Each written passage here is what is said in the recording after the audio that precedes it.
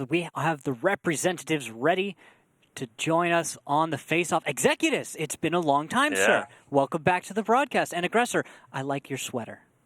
Thank you. It's very nice. Hopefully this time you guys can hear me too instead of just talking and nothing. Oh, I can hear you we just hear fine. you just fine. Oh, yeah, you coming in loud and clear. I'm going to start with Rival. Rival, where's your team at right now? Give me the breakdown. Right now we're in the lobby getting ready to play this match. That's what we're going to be doing every match. Try to get some wins. We don't have a lot. Well, obviously don't have any. So, just showing up, try to compete. I mean, obviously it's not in our hands really anymore. We just try to make good shows of the rest of what we can. Is that a lot of the mentality with the rest of the team? You guys are just kind of like, you know what? It's been rough, but we're still here, so yeah. Like, is I hope so. Is that how everyone else feels? Obviously, I'm not in everybody's head, but I I hope that's how they feel. Well, I was just from maybe conversations and stuff. Rivals in a good mood, or where are you guys morale-wise? I guess. It's hard to really gauge some people because Okay. back it up and keep going. I feel you on that one. Thank you so much, Executus. No, especially when you have someone like Zakum in the lineup, very reserved person. So I definitely could see that to a certain extent. He says like 4 words a day. Yeah. Now, Aggressor, looking over at you, when I looked at the map pool today, it kind of raised an eyebrow because there's only one map in there where you guys have above a 50% win rate on it. How do you feel about the map pool tonight? I mean, they're more my style. I'm not really a fan of city maps. I like the open maps because calling really shows on open maps. Okay. Fair enough. And then we also skipped over the question of the day. Oh, yeah, let's get right to that. Okay, so Aggressor, before we jump away from you, what map in World of Tanks do you want added to the WGLNA? Any map? I think Ensk was a really fun map back when I played it like 2 years ago, and I want to see that back in the game. I like that one. That's a good choice right there. All right. And then Executus, this is your chance. Just one map. It can even be like Port. That's actually what I was going to say. I was going to say Port. I'm sorry, I spoiled it. Okay, so the 2 solid choices for maps to be in the league are there. Yep. Yeah. Okay. Port I could definitely agree with the new physics for sure. With those bridges, that would be rather interesting to watch at some points. Yeah. All right, so final thoughts, Executus. Is Rival going to be able to pick up some wins today? I hope so. Okay. It gets rough sometimes, so I hope we get some. You're so polite about it. I was hoping for feistiness. You're just so Can't be huggable. feisty when you're not doing too well. Okay, I guess that's a point. Well, Aggressor, how's Dare doing? I know you guys are coming off some losses. I mean, we get over it. Hopefully, we can have a better display tonight. We'll see what happens. All right, thank you guys so much for joining us on the Face-Off. We will see you on the battlefield. Thank you. Thank you. All right. Aggressor's so chill. In the sweater, he just seemed like he was ready to sit down, take his shoes off, then like walk around in some imaginary world in a children's TV show. Yeah, I can see that. He's ready to go. You wouldn't know that he's about to jump into a game and just go blow up a lot of tanks. He's just kind of sitting back, just relaxing, may have some classical music on in the background. That's about the vibe I was getting from him. And then Executus, I love how he wears his headset because it's like it's got such big earpieces, and then it's hard to gain perspective on actual size of things via just. I've just always loved because I've noticed the consistency. Yeah. We never get to see Executus. I'm glad we got to see him on a face-off at once this season. So glad to have him back. Now let's jump straight back into talking about maps. So we saw Murrow, Proc, Ruinenberg, Mines. Aggressor says he likes open maps. I like open maps. I know that Dare has performed okay on some of the open maps that they've had. Ghost Town, Ruinenberg, and Steps are some solid choices for them, but.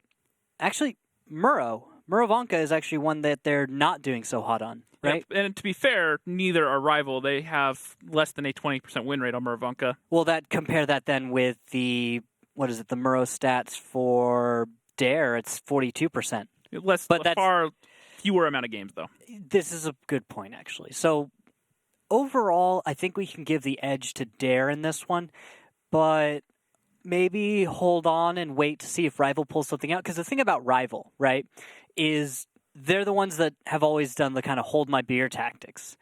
They choose that on Proc, for example. There's an old strategy they used to play where they would just go up and over, And when they would go up and over, it was just kind of weird. I'm just going to jump off real quick. Make sure you're a spectator tank right there so we can get started. And then we'll get right to this one. But when you look at Murrow, that one, I think we can give the edge to Dare. Prokhorovka, Dare. If Rival pulls out the crazy strats, though, defense or attack, it doesn't matter. they've done some strategies like that throw you off, especially if you depend a lot on a grand opening move, so to say. Yeah, and the thing is Rival have kind of shied away from that kind of as they've lost their confidence. They're a lot less willing to go for those out-and-out engagements, and so we haven't really seen them. And then what we tend to see is we see these not as well thought out, aggressive plays late in the game that are already read and predicted. They kind of don't have that same element of surprise they used to have, which is why the reason I think a lot of those older plays used to work was because they had that element of surprise. They could get up in their opponent's face without any warning and do them. And they're trying to do that same thing, but they're totally lacking just that element of surprise and with it. Yeah. Well, we're ready for battle number 1. Let's get straight to it. Murovanka, a map with a great number of buildings, bushes and trees, amongst which teams hide for most of the battle. The attacking team begins the battle from the top of the village, and the defenders start from the bottom of the map. Both bases are better controlled from the hill near the first base, and from the green in the lower left corner of the map. There are many attack directions. The attacking team often attempts to gain the attention of defenders by putting pressure on the first base, whilst manoeuvring several tanks behind the second base to deliver fire into the defending's flank. Team setups are very diverse, but the players often choose the fastest tanks, even for heavy setups. They could even bring SPGs. Here we go with the lineups. Rival and IS-7, 4 bat chats, a TVP, and an RU-251 of note from Rival. Jay Smith was on the face-off. He is also not here in this game. He's been starting a lot recently, so we'll have to see if that helps or hurts Rival in any way. Meanwhile, Dare, 215B, 5 bat chats, and an RU-251. All right, so opening moves here on Murrow. We'll be watching to see what's going on with those as teams are loading in right now. And, well, Rox, with a bat chat lineup like this, it's probably going to be a lot of flexing east side, west side. I'm expecting our attackers might go southeast side. Well, and with Dare attacking, they brought the 215B. What do you think they're going for? It's not really the greatest. I mean, it's a decent hold-down tank, but on this sort of map with these hills, it's not the greatest at working ridges with gun depression, just because it's a rear-mounted turret. Yeah, that'll be a little bit of trouble. I think Zakum's going to have a nice time today in his IS-7. He is absolutely an excellent heavy tank player, and if he can play the hold down on the west side, because the opening aggression, actually, take a look at this from our blue team Dare. Dare is just moving.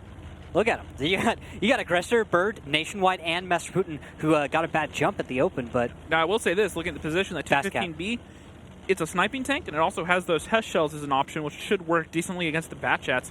So putting him up here on the high ground will allow him to shoot down into the town along the 5 line and also along the ridge on the 3-4 line. So try to shut down that side of the map while these tanks take control of the cap. And you can see that firing line of 3 bat chats from Dare just getting in position, and they understand here comes the fire's coming in, but be prepared.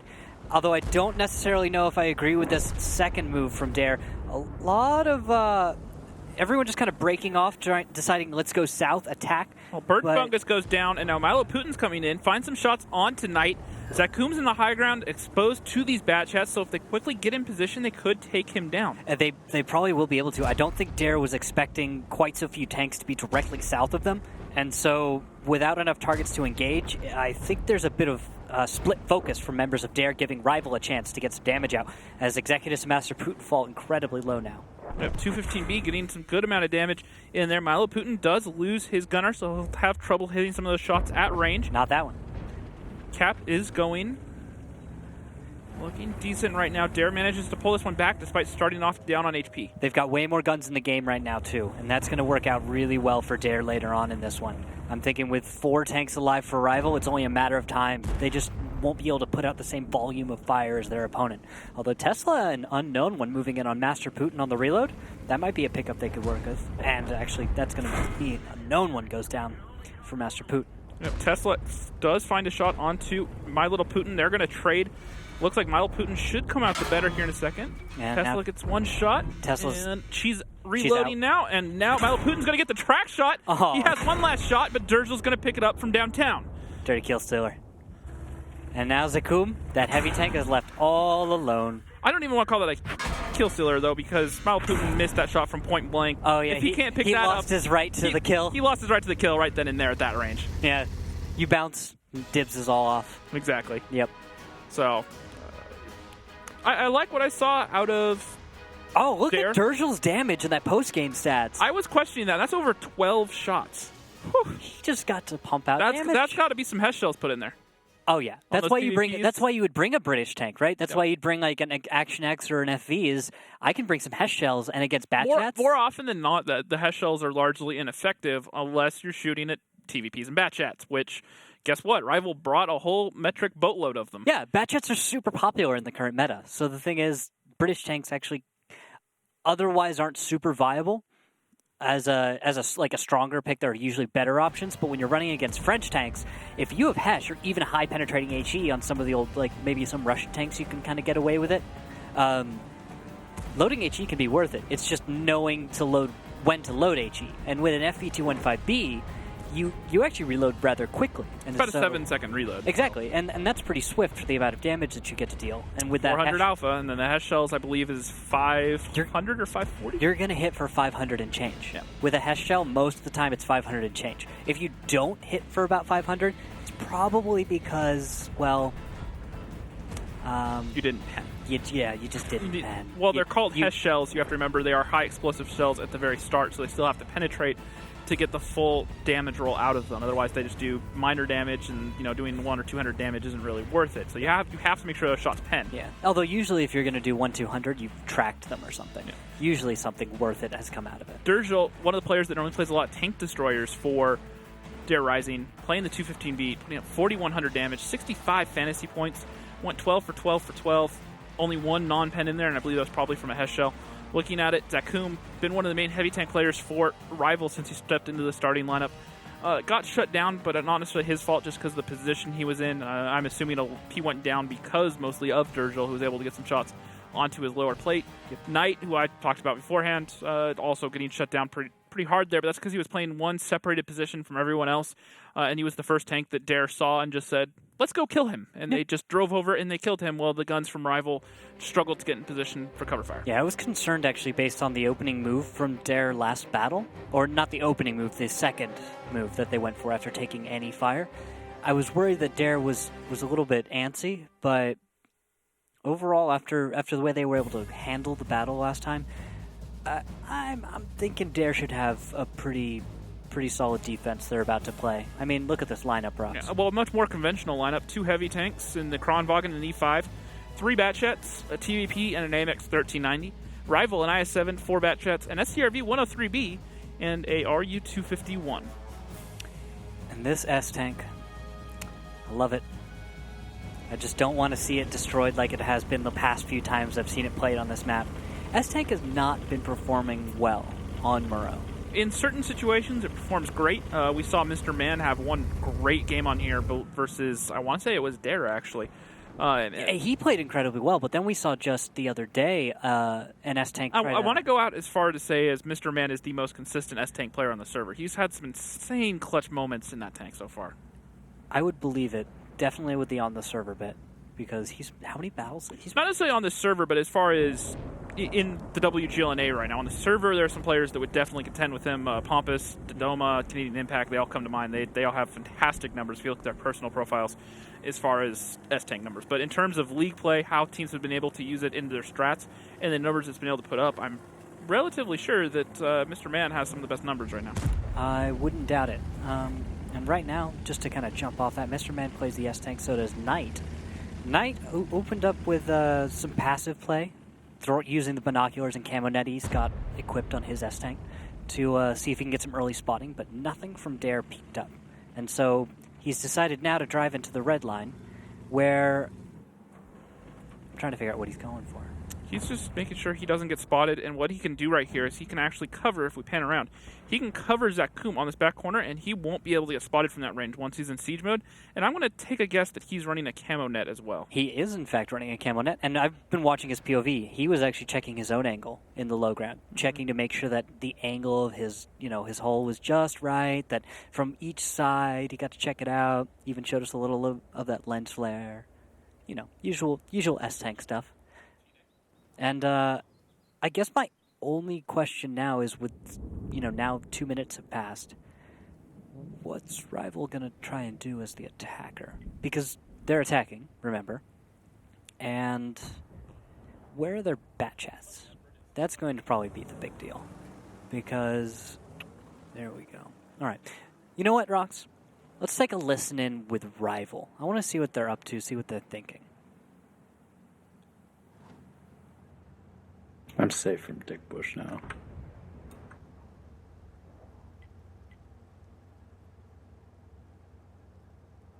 I'm going to go dark, and then I'll poke towards Dick Bush again.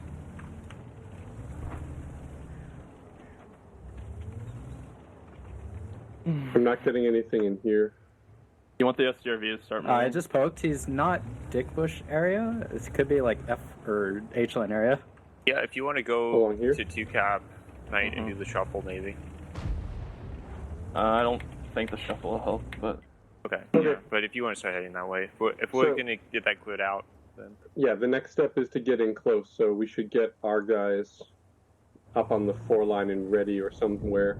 Probably pull our IS-7 back. Yeah, I'm pretty sure he's in the line on H line bushes. Okay. Still somebody you want. So can we do that? Batchats, can you get closer? Because the next thing is that I have to press into the next building. We should move the 7 first. Alright, where are we? What do we want the 7? You just want me all the way out? Yeah. Let's move him in, like... Do you want to creep down into here, or...? I would say in here, honestly. Keep him back. That's okay. That's what I mean by all the way up. Okay, can we get our bats up, though? Because otherwise we're going to burn 2 minutes just waiting for the station. We need to move, so... It's got to be on the closer side. 6 minutes. Okay, I got lit. Yeah, you he's got lit way back there? Yeah, he's somewhere in here. Okay. Yeah, I got wood in here. Alright, so watch that row. I'm going for it. He's in there, and he's in the Dick Bush. They have 3 tanks ready. Are you able to poke up here shots. without getting lit, Flack? I think Right, he I might be just in the poked to go one in front of me. Yeah, he probably is. I got lit behind that house back here. So he's somewhere to your left. Yeah, he's in there. I just got lit here poking lit.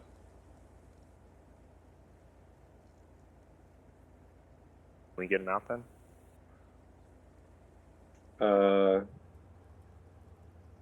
Well, would sending the RU to the building spot him, or? No, because he's in this line up here. So I need these Batchats up here to peek and only expose themselves to some of these bushes. Narrow it down.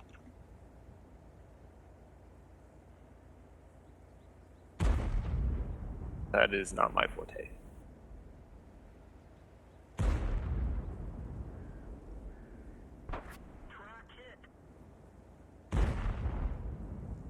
I think they're wrapping to our north.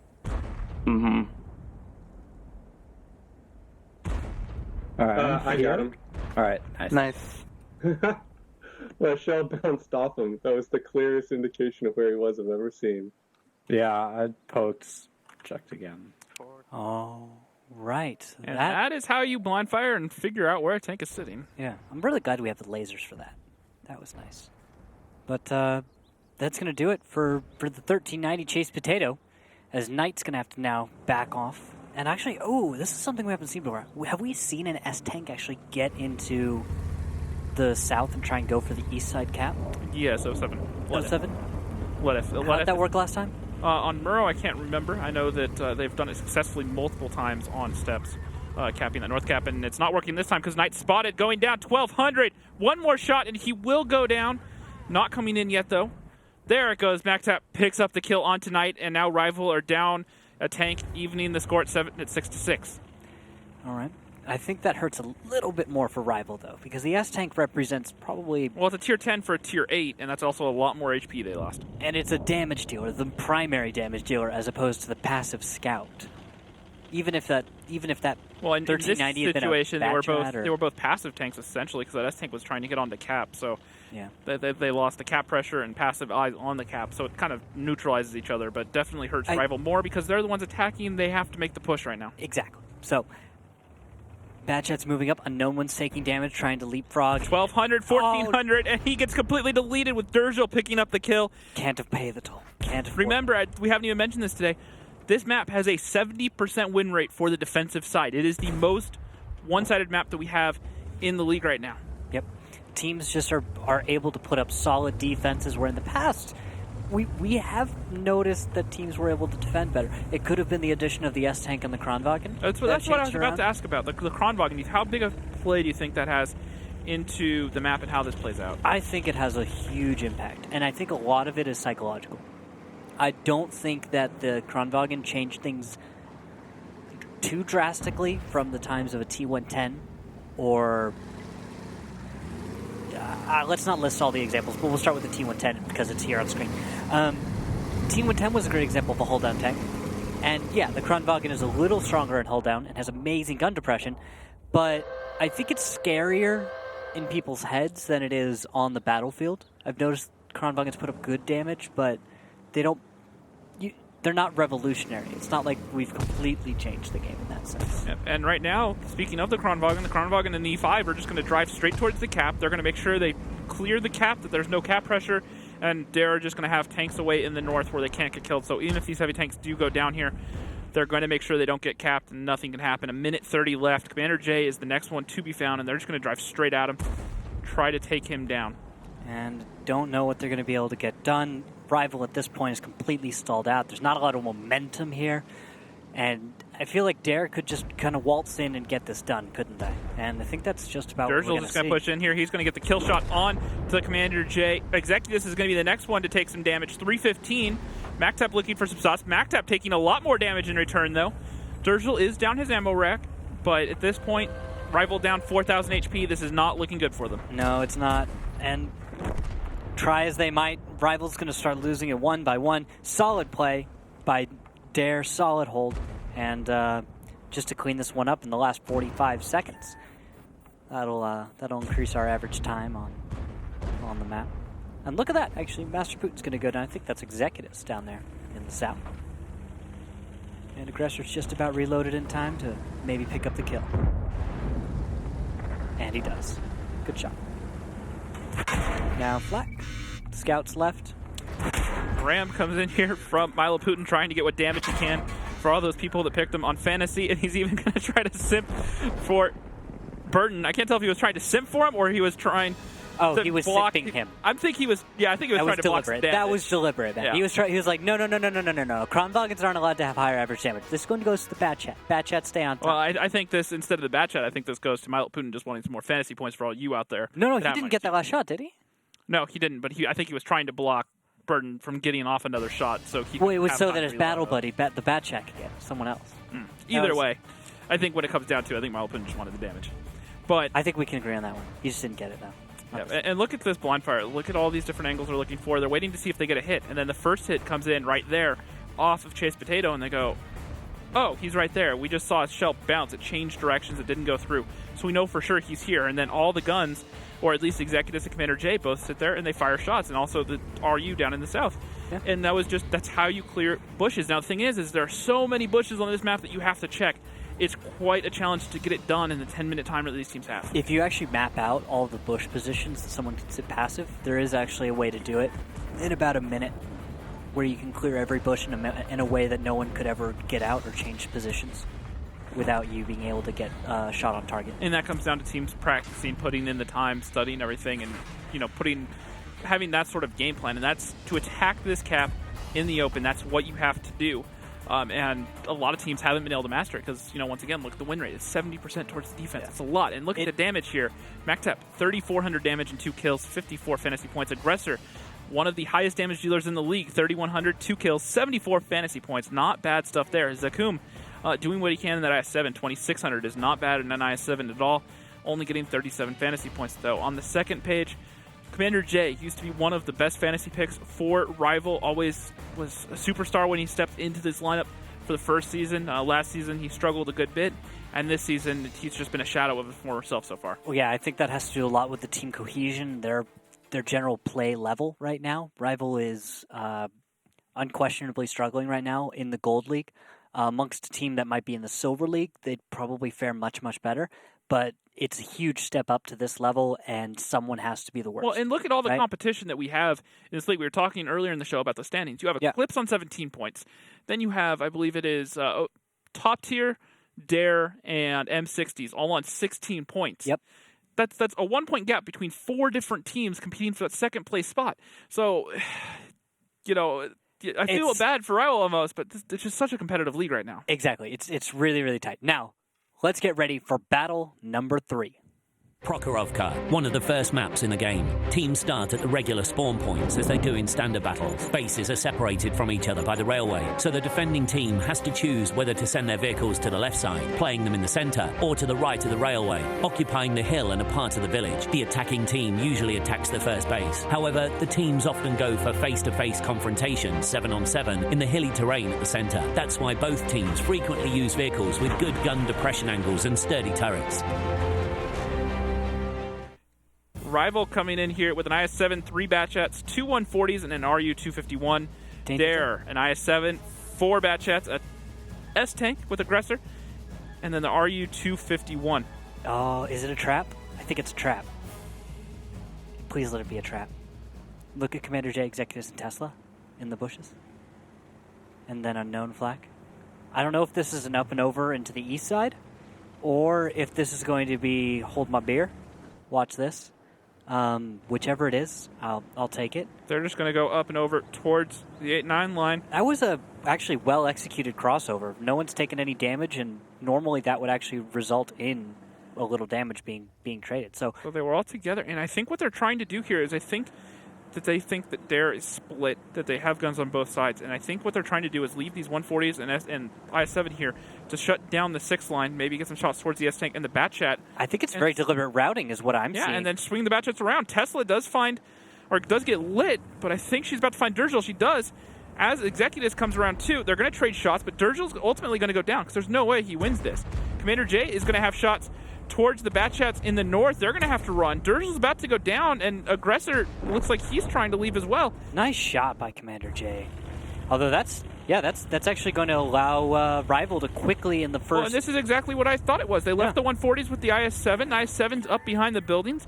They're going to sit there and cover him, make sure that they don't get pushed on. Batchats are going to sweep around and take the 6th line, and they're going to be able to isolate Aggressor because once he gets lit, the 140 sitting on that middle ridge will have clear shots on him. Yeah, my only question is how's Rival planning on dealing with the Batchat rotation from the southwest and that crossfire that's going to come into Zakum? Well, they just have to make sure they make this play quickly, so right around the time that these Batchats get in alongside these 140s, their Batchats are going to be reloaded, and they're going to be able to dump onto Aggressor and in turn get My Little Putin. So they just have to do it quickly and not stop, because if these Batchats are given time to work, they're going to chip away at these tanks in the middle ridge. Yep, and there's Zakum bouncing a few shells already. Unknown one looks like he's going to be moving in on that Batchat from My Little Putin. Begins the engagement. And now look at this. The tanks are going up and over. They're going for it. Rival are going to come around. They're going to focus out Aggressor. He's going to get off what damage he can. Tanks go into the side. 1,200. They take him down. And now they're going to take out My Little Putin as well. And that's Nationwide flexing in with Bird, and Rivals in a small lead, 7,000 to 6,600 hit points. Flak's going to try to get a shot onto Bird and Fungus, but bounces. Zakum takes the damage for 435, 815. Another I-7, 1,200. Nationwide's got one more, and he gets it. He gets the kill. And that's good for Dare. That could let them hold on in this battle right now, as they are outside of their own cap zones. They don't have control. Rival is going to be able to exert their own control over the caps, and they should be starting cap pressure soon, unless they plan on keeping it rolling. If they want to keep the attack on. If they do that, maybe they can get the kills, maybe they can clean this one up. And look at this. Burden is on the south end, while the Batchats are on the north end. If they spot these Batchats out, they could dump over and get Burden Fungus down for free, and Commander J sees it. He's going to come over the ridge, and Burden Fungus is about to go down for free. Absolutely. Sloppy play there from Darren. Rival's going to take advantage of that, not wasting a second. This looks like they might have just woken up. And finally, it's like Rivals playing a little bit more like what we've come to expect from their Chase past. Potato does get spotted. The RU. He took a little fire crossing in the south. That was one shell from Flak. Knight's going to come flush him out. He's going to have cover from Commander J. And right now, actually, notice that the Batchats, Nationwide, and Master Putin are grouped up, but they have only 3 shots apiece. And with Commander J now on reload, he's out of shells. He's probably going to go down. There he goes. And will Nationwide and Master Putin have enough to take on Tesla? Nationwide's taking a lot of damage. 1,100 goes into him. Tesla's out of shots, though. Knight tries to put one in, misses. Chase Potatoes close the distance as well. 2 bounces, and Tesla's still alive. And Nationwide's about to go down. Knight might pick up the kill on Nationwide here. He's going to go over. He's going to eat the shot. Flak's going to come in there, try to hit the RU. MacTap is reloading, so he goes for the ram, trying to help out Chase Potato. And this is really close because MacTap's about 10 seconds away from coming off the clip. They have to kill Chase Potato now, and then they need to get some shots in to MacTap. He's going to come over. Once he's reloaded, he could certainly do this. They are 2 consistent fire tanks, though, so they're going to put shots into him. He's going to get the kill shot right now. Now it's a 1v1. He's going to come over. Gets 1 shot. Can he land this next shot? I don't think he's going to be able to. And MacTap cleans it up. And that's going to be 3-0 in favor of Dare Rising. That was quick. Okay. For a moment there, it looked like Rival had every reason to win it. And then it didn't happen. And then it was gone. Yep. And we're done here. Okay. I don't know what to say about that. That was in Rival's hands. They had it. This is something we haven't seen out of Rival a lot this season. This was creative. This was doing their homework, understanding what the other team was going to do, executing it with a quick manner that you could tell there was a deliberate game plan that it was well thought out. They went over here. Fumbling it at the end. Exactly. They got Durgel down. Great play right here. Then they realized Burton Fugus was by himself on the south. Bashos were reloading. They kept the pressure on. They went for it and they got him down. But it was from that point where they started to kind of fluff their lines a little bit. And that's kind of seems to be the theme with Rival. If you ever see them perform very well early on, don't doubt that that's a good play. Because I think we can all agree that their openers have been successful in many, many ways. It's just the way that they finish the battle that seems to be the problem. They don't seem to be able to find the answer. Or there's something that kind of distracts them. If you get the gist. Like, they kind of lose focus. That would be the greatest way to put it. Yeah. They lose focus and then all of a sudden it turns around on them when they absolutely have the win. And the thing is, it has a lot to do with experience, has a lot to do with the team's cohesion, which is a little bit rocky, especially, and I don't say that in an especially, dramatic way. I say that in the way that they've been losing battles. It's a little hard to feel like you're in a good place when you've been losing, because you don't feel like whatever answers you've put up or whatever solutions to problems have come up have really, you get me. And something to note, they have 4 matches after tonight left in the season. So if they want to have any chance at avoiding relegation, they really need points tonight. Yeah, they really, really do. So now it's still mathematically possible for another couple of matches, especially with Valence on 8 points. And that also depends on Valence's score tonight as they play top tier. Absolutely. So there's a lot of things that are going to come in. This is a place you don't want to be if you're Rival. You do not want to be dependent upon results of other games. You want to have your own control of your own destiny, and that's something that Rival just don't have at this point. Just play to win at the end of the day, right? Yep. You just play to win. And if you can, great. If someone else loses and that helps you out, fantastic. Even better. But no one can lose and help out Rival right now, except for Dare. Rival coming in here with 2 IS-7s, 3 Batchets, a 140, and an RU-251. Dare, 2 IS-7s, 3 Batchets, an S-Tank, and an RU-251. So the only change is they dropped, I believe, a Kronwagen for another IS-7, or another Batchet for an IS-7, excuse me. Yep. I like it. Double IS-7, plenty of hit points, plenty of armor, decent mobility. Not the greatest gun depression. But we can work with that, right? Well, if you can put it in the right holddowns and pick the engagements on your term, absolutely. Sometimes you're not always that lucky, though. Yeah. Maybe just stick a Batchat behind an IS-7 and just go. Just drive it down the one line like we've seen multiple teams do this season? 4-5, right down the middle. Just right at the start. Just make it happen. Unknown one. With those fancy numbers down there with spotting. So, and that kind of speaks volumes because he's also a caller. So at the end of the day, he's going to be one of those people that's going to go out there and get the intel himself, which I would have to think has a lot to do with why he spotted so many tanks this season. Now, the person in the lead on spotted tanks is actually Fosta, who primarily plays at Tier 8. He's sitting well over 130 tanks spotted on the season. Yep. Now, Rox, what's Dare's plan here? They are going to slow it down a little bit, and they're going to go for an offense that we see a lot, where they slowly clear out the 8-9 line and then try to get some cap pressure. And then do one of 2 things, and that's either going to be they're going to rotate over towards the 7-8 line and hold it straight from the 6-7-8, which is something I'm not the biggest fan of these days. Or what they're going to do is get some cap pressure, try to force a rotation, and have these tanks sitting down on the 2 line ready to catch it. And to tell us all about it, we're going to go to a Dare listen-in to hear what they're up to. If I hit somebody, they're going to know I'm on the hill, though. I know. That's what I want. I've been blind firing there. Okay. Blinding. So I'm moving up to my bushes, okay? You want me to go to A8? They're flexing. You? Not yet. To IS-7, what the fuck? So you hit someone, right? You hit I might have someone. hit a 140. No, I'm talking about Jojo. We don't How know. is the flex? I don't know. Maybe. The fuck is it? No idea. I don't know. They might want to Still a push 140 on in the one line. They might dump, yeah, nice. Yeah. But we have. I saw a tree fall on the one line, I believe. Okay. Where on the one line? It was still deep. It was still like over here, I think. I'm moving up to here, okay?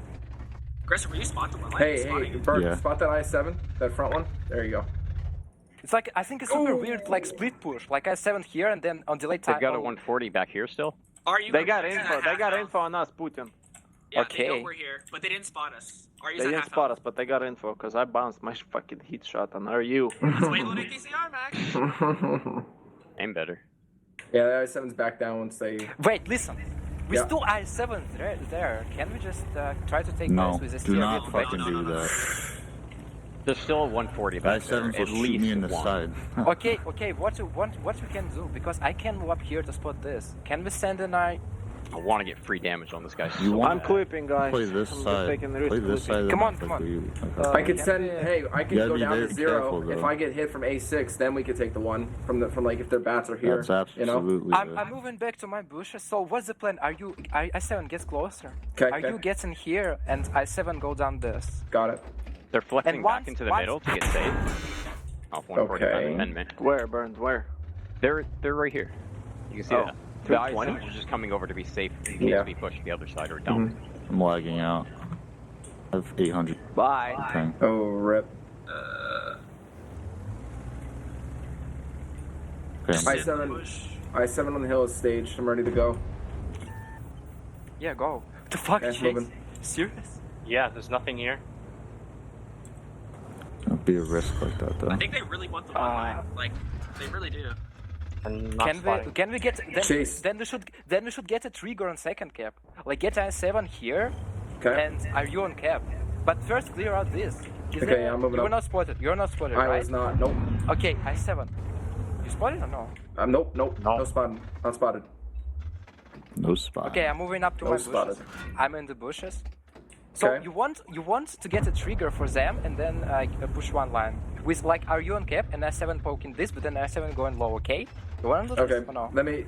I mean, yeah, it seems fine. I think the I-7's I kind of think- moved up a bit. I think if we get on cap, it might trigger them to push us on one line. Serge, I think you should get here That's now. okay, though. I'm gonna Yeah, get on okay. cap. Okay, Make a rolling. scout run to make sure they have no things here. Yeah, no yeah, things Here. I don't know where the other I-7 went. Yeah, I-7. I think you should push up like to Yep. here. I Get haven't seen him spotted, cross and wide, then so he's immediately- still in the middle. I just don't know where. Okay. You want me to poke the ridge? Nation, no, if we are get you pushed first? by Are you I-7, we kill Yeah, bats first. nothing Yes, there, yes. guys. Nothing there. They Yeah. all like fucking on here. Mhm. Yeah. Just dump 3 on 2 cap. Yeah, just totally do that. Yeah, I got totally. They have two Just I-7s. From I who? still think that. I don't know. I poked here. And You got spotted? Can you Okay. check for this chase? I'm like. It's not there. 'cause For I'm sure, Not, I'm not lit. The I'm other not I-7 lit. is way Whatever. back there. Go. Try to get a cap. Pressure I-7. Move up to here. Get spotted. Then back off. Okay. I finally broke a flex gun. I'm out of I think AP they're though. gonna push one line after they get the cap. That'd be great. You got a Push kit? into a fucking S-tank, please. Yep. Yeah, please. I'm ready. Burns, he used up his kit. He might. There's a very important thing No, to no. get spotted. I just used Okay. Yeah, yeah, Oh, I'll get spotted. No I'm worries. sitting higher up on the ridge now. If you Okay, get let's spotted, get you ready just, here. back They off. might take Yeah. one line now. Now Found me that a we're on forge, cap. by the way. I never put them. Oh yeah, I-7's totally gonna spot me. Nice. Didn't get damaged. Nope. Just wait. Sit on the red Caps, line. We still have 4 minutes. Just wait for them. Yep, aggressor nation, get ready. Yeah.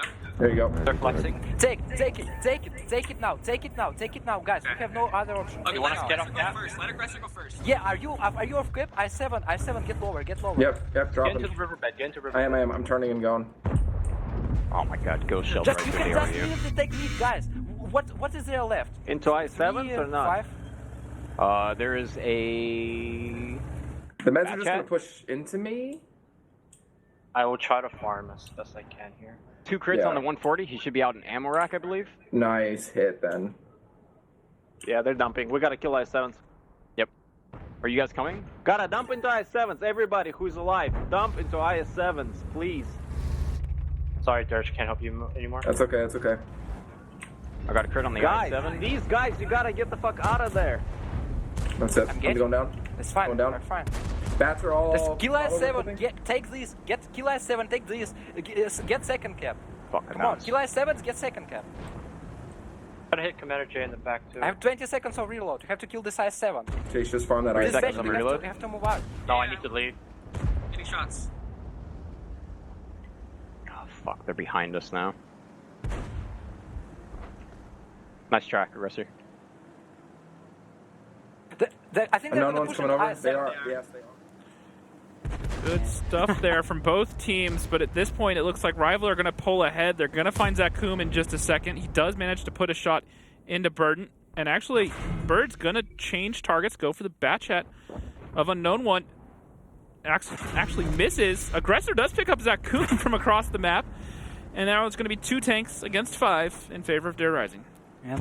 Well, Dare went on quite a tear there for a moment, but well, Rival just kind of tore right back through him. And there was a little bit of a struggle there for Dare, but ultimately their ability to kind of keep things together, especially when it comes to finishing a battle, it really is paid off this time.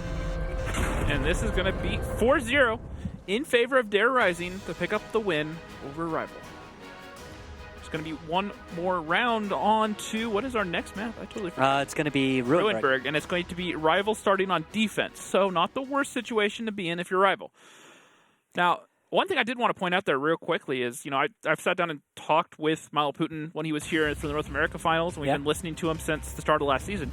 Tonight I noticed his English is pretty dramatically improved. I mean, he seemed a lot more confident in what he was saying. When you have to convey complex tactical plays in English to your teammates, yeah. And there's that quote-unquote ghost shell.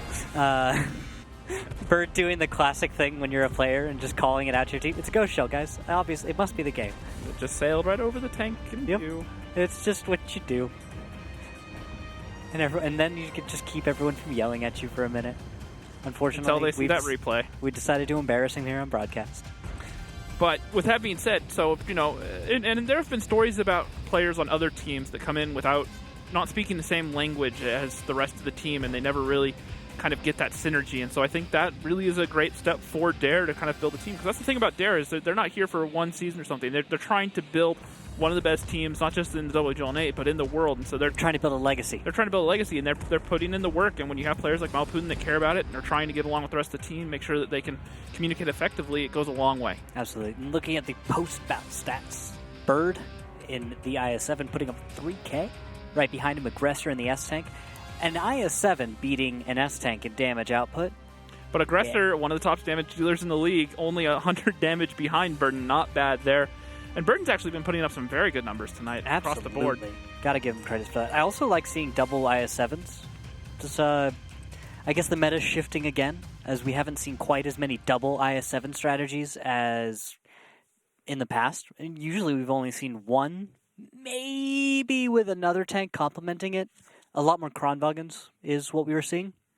But now the IS-7 seems to perform just well enough that you can get by. The biggest thing is the I-7 has the consistent fire gun, while the Kronwagen has the low DPM and the burst. Now, 1600 burst is nothing to scoff at, especially when you pair it together or you have bat jets and support. Yes. But when you have a tank that's going to be off by itself normally, just poking ridges like that against other consistent fire tanks, having an I-7 gun's not bad there. And we kind of watched how they were squaring off over that middle ridge. Definitely was good play. All right, so let's get ready, because we're about to start battle number 5. Ruinenberg, a mixed type map. The defending team starts the battle on the green, and the attacking team starts at the centre square of the town. Bases are located quite far from each other. Both bases are better controlled from the village when playing a heavy setup. It's better to attack the first base through the top direction with the help of several well-armoured heavy tanks. For the attack on the second base, it's better to use a more mobile setup and either play through the centre or split forces. In general, the map is not easy to play on. Teams often use blind shots and risky shifting of the forces from one flank to another. And to do all of that risky shifting from one side to the other, Rival are going to bring two 113s, two 50Bs, a Batchat, a TVP, and an RU-251. Dare Rising, a 50B, an IS-7, a Batchat, two TVPs, a Grill 15, and an AMX 5100. And look at this, the opening run. Knight's able to make it maybe just a sec, takes 3 shells and is able to get to cover, stopping Dare's push a little bit Looks short. like he got lucky that Aggressor missed one of those shells. No, Aggressor didn't get a chance to put it out. He went on reload instead of. Okay. So Aggressor was spotted by Knight in the opening. So round. he just ducked to cover, make sure he didn't take any damage. He didn't want to take counterfire because I'm pretty sure he started to catch on that something was happening. Because look at Bird. Bird just got whacked, right? Taking a lot of damage, and look at this. It's almost a hard counter to a certain extent from Rival, knowing that Dare likes this North Cap. They have all their tanks stacked up in A6. Has Dare done anything but a North Cap in the past? Not that I can recall, but don't quote me on it. Okay. I just wanted to point that one out because I don't think we've seen too many times where Dare hasn't gone for the North Cap. And so when you see that coming, I mean, just do that. Notice Chase Potato in the 5100. This is going to be turned on its side and used as cover. And it's possible, Chase only brought 1 clip of ammo so that he can't get ammo racked. And he's going to begin flipping his tank now. So in a moment, he should be able to flip Just on. there, we just watched the 50B from Dare push Milo Putin up into the little row pile so he can get over the top of there, and he was able to close with the 5100 without having to expose to any of the guns from Rival. So now he has all his HP. They have Chase Potato on his side, and once again, they're going to go with the push of the Tier 8, try to get him towards Cap. They need to get him spun around, though, so when they flip him, he's on the push towards correct Cap. He doesn't yeah. flip over, because if it was Milo Putin trying to push him down that way, he'd just flip over onto his tracks, which defeats the whole purpose. Yep. And there, he's done it. And as he raises the flag and then lowers it on his 5100, everything will be fine. I love that. I'm really loving this play. It's just so adorable. My biggest complaint with it is it takes so long to accomplish. Yeah. It takes so long to push that tank over there. We're almost 3 minutes in, and they don't even have him close to Cap. So it's going to be at least another minute or 2 minutes before he's on Cap and in position, which only leaves, let's say at best case they get him there by the 6 minute mark. That's 6 minutes left. They have to do that, and they know that there's an RU 251 over at A3, so they have to deal with killing him. And depending on how Knight decides to play that, he could be alive for quite some time. We watched Rude Awakening play that spot for a significant amount of time the other day versus Dare, and it really haunted Dare, and it made this play unsuccessful. Yeah.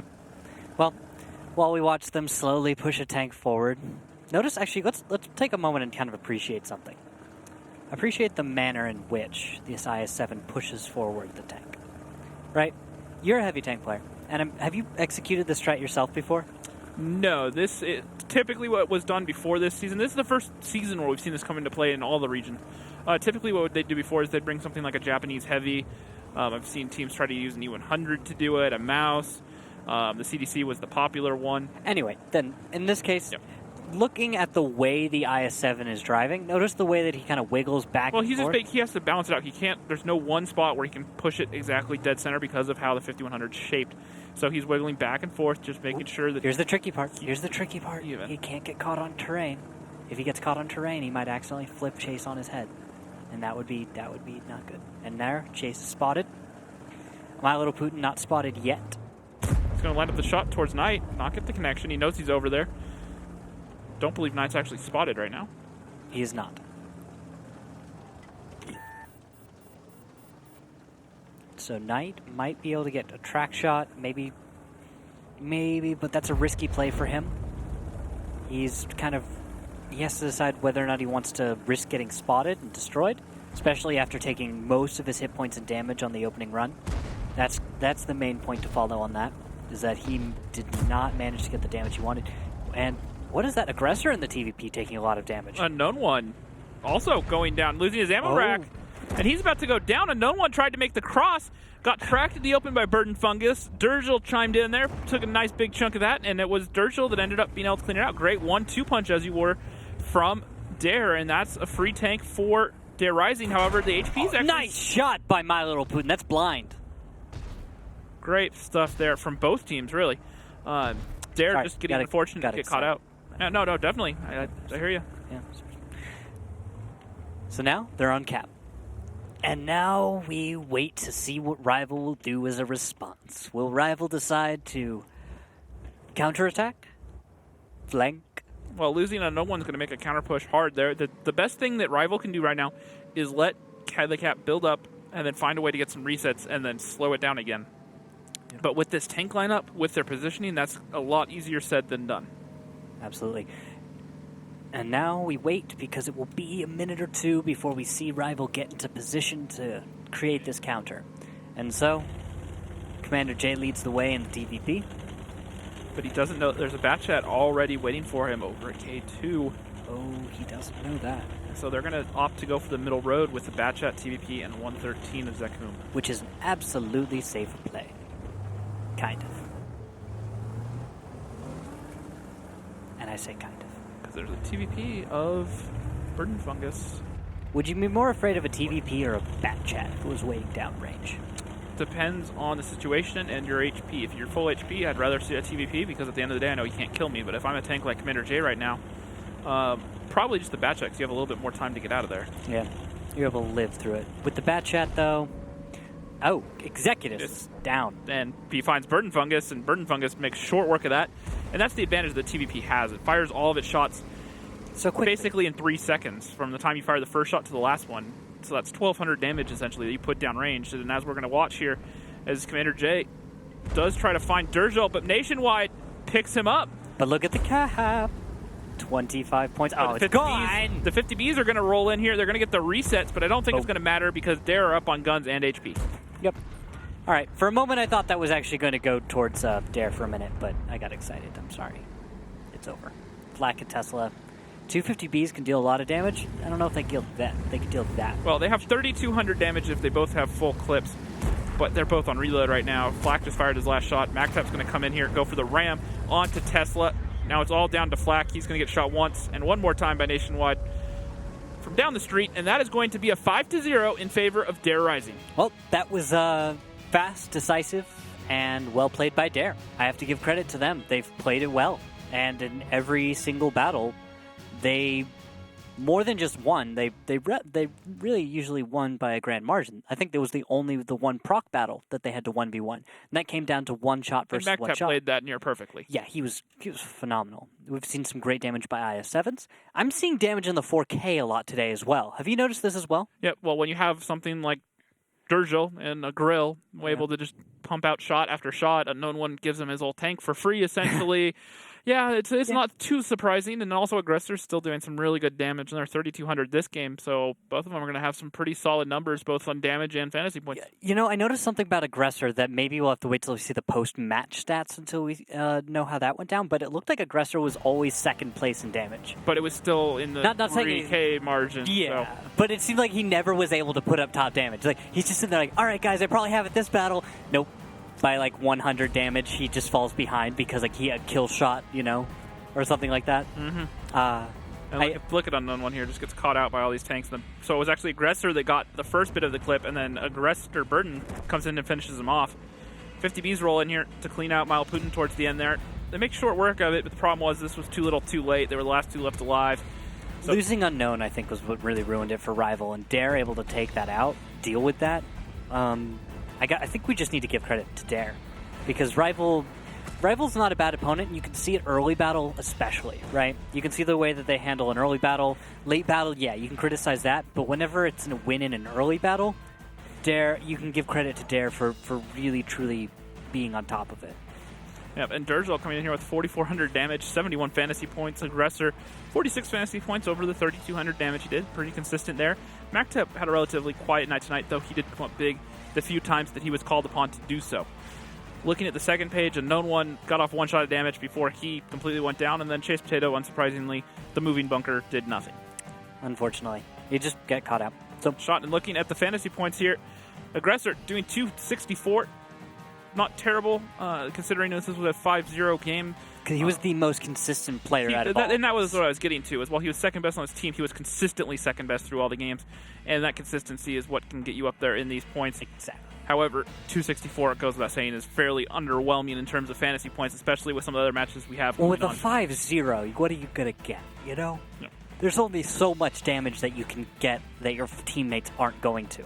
I mean, if Aggressor were to do much better, I'm pretty sure he would have had to tell people on his team to stop firing so that he could get shots in. Well, let's ask Aggressor if that's what he did as he joins us right now on the winner interview. Well, Aggressor, hi. How you doing, buddy? Oh, I didn't know. I didn't know you were there. It's great to see you putting up solid points. Thank you. You made it look easy. Screwed up every now and then. It's kind of annoying, but yeah, we won. What's going on with that? Do you guys feel like that was on top of your game, or what? How would you characterize the match? I mean, there's a lot of things we screwed up on that definitely could have went better. The game shouldn't have been that close, but I mean, rival played good, Yeah. so I gotta give it to him. 1v1 here and there, I guess. Some weird flexes, but it seemed like Chase potato. There's that one. When you guys were dealing with, sorry, actually, do you have a question, Rock? Go ahead. Oh, what I was going to say was, I pointed out during the game we were doing the listen into your team. Malaputin's English seems to be getting significantly better. Have you guys noticed that as well? It's always been pretty good. It's just now that we have now that everyone's speaking English that's playing, there's less Russian being spoken, so it's just more focused on the language. He just doesn't have to worry about switching all the time between Russian and English. Okay. I mean, I don't think he really cares about that, but it annoys us. Because you guys are like, come on, man! I'm not up to date on the Russian. That's kind of how it is? Everyone wants to know what's going on. Yep. Yep. All right. Well, any final thoughts on that match? Because that was pretty clean. Yeah. I mean, like I said, I think we screwed up a lot, but definitely what we thought was going to happen. I wish we would have played mines because I had a pretty cool strat I wanted to try out. Maybe next week? Yeah, maybe next week. And I did tell them to stop shooting so I could get more damage, and they said no. No? Aw, man. No. They're not going to let you get those fantasy points, man. I picked you, I think. All right, well, it was a pleasure having you on, Aggressor. That was some great play, man. Absolutely. Thank you. We'll see you on Tuesday. See you on Tuesday. Bye. So Dare will be joining us again on the 16th, I believe, next Thursday.